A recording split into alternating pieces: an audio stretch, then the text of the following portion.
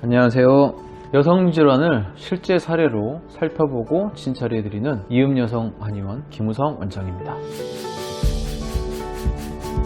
생리란 자궁이 매달 임신을 준비하면서 나타나는 증상이죠. 생리는 가임기 여성 누구에게나 나타나지만 생리의 주기 그리고 생리량 등은 개인에 따라 차이가 있어요. 매달 잘 찾아오던 생리가 점점 느려진다거나 혹은 갑자기 멈추면 내 자궁에 이상이 생긴 건지 놀라고 걱정이 생길 수밖에 없을 거예요. 일시적인 증상이라 금방 회복된다면 다행이지만 다낭성 난소 증후군에 의한 증상일 가능성도 있습니다.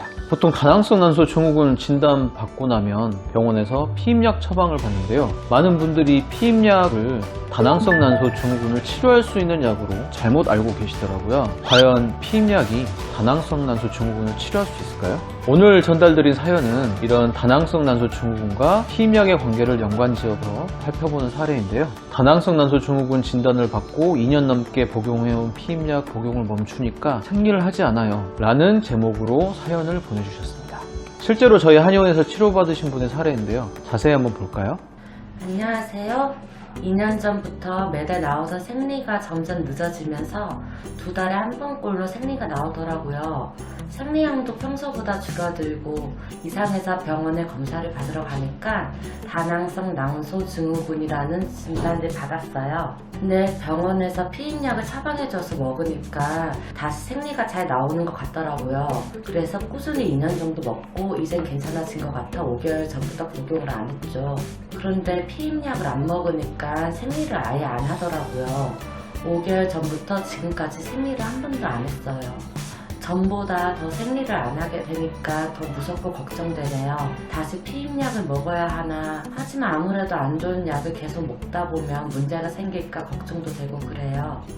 사연을 써주신 분께서 저희 한의원에 방문해 주셨을 때는 2년 동안 복용한 피임약을 중단하신 지 5개월이 넘은 시점이셨어요. 저희 병원에서 자세하게 정밀 검사를 해보니까 원래 1:1 정도 비율이 정상인 FSH, LH 비율이 4.15 대 10.83으로 2.5배 이상을 보이는 호르몬 수치 불균형이 있었고요. AMH 수치 또한 18.13으로 높게 측정되셨습니다. 전형적인 다낭성 난소 증후군 검사 결과가 나온 것이죠. 환자분은 검사 결과를 받아보시고 많이 의아해하셨습니다. 이유는 피임약을 2년 동안 복용하면서 그전과는 달리 생리도 매달 잘 진행되는 것처럼 보였고 오랫동안 치료를 받아서 그동안 많이 치료가 됐을 거라고 생각했는데 결과를 보니까 그게 아니었거든요. 많은 분들이 오해하시는 부분 중에 하나가 피임약 처방이 다낭성 난소 증후군의 치료를 위해서 처방된다고 오해하는 점입니다. 병원에서 피임약을 처방하는 이유는 다낭성 난소 증후군의 치료를 위한 것이 아니라 다낭성 난소 증후군이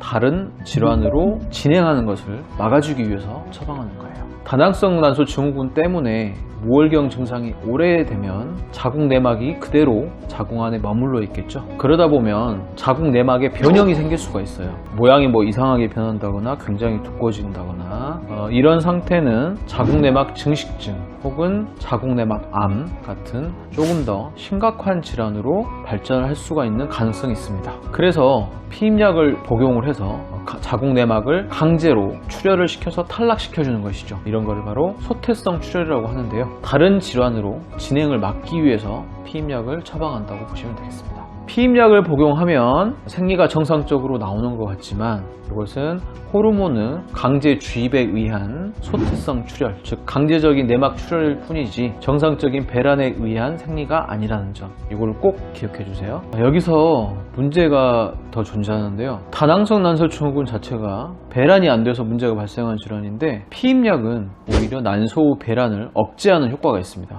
배란을 억제하기 때문에 피임 효과가 있는 것이죠. 자, 그런데 좀 이상하지 않나요? 원래 다낭성 난소 증후군은 난소에서 배란이 안 되는데 그러면 난소의 배란력을 회복시켜줘야 치료가 될 텐데 오히려 배란을 더 억제해버린다?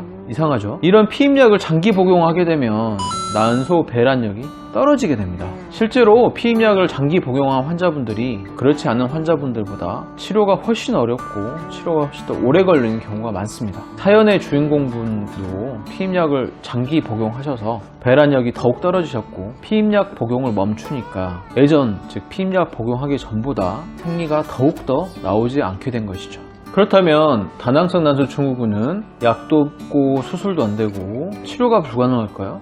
그렇다면 저희도 또한 치료가 불가능했겠죠. 이 환자분의 다낭성 난소 증후군 치료를 위해서 약 1년 1개월, 즉 13개월 동안 한약 치료와 약침 치료를 병행했습니다. 일반적인 호르몬제 치료처럼 일시적인 출혈이 아닌 난소 스스로 배란을 돕기 위해서 난소 스스로 배란력을 회복시켜주면서 자연 배란 진행을 목표로 치료가 진행되었습니다. 그 결과 높게 측정돼서 불균형을 보였던 FSH-LH 비율이 4.3 대 5.1, 즉 1대1에 가깝게 호전이 되셨고요. 수치가 너무 높았던 AMH 역시 7.93으로 수치가 많이 떨어졌습니다. 치료 전에 생리량이 너무 적었다고 하셨었는데 이것도 정상량으로 회복되셨다고 합니다. 가장 중요한 건 역시 생리가 얼마나 잘 나오느냐 이거겠죠. 피임약 복용 멈춘 후에 5달 동안 안 나왔던 생리가 치료를 시작하고 6개월 만에 첫 생리가 나오셨습니다. 그 이후에 7개월 동안 5번 생리가 진행돼서 모혈경 증상이 많이 개선되셨습니다. 그 이후에도 꾸준한 관리를 통해서 다낭성 난소 증후군의 치료가 확실히 효과가 있음을 확인하셨죠.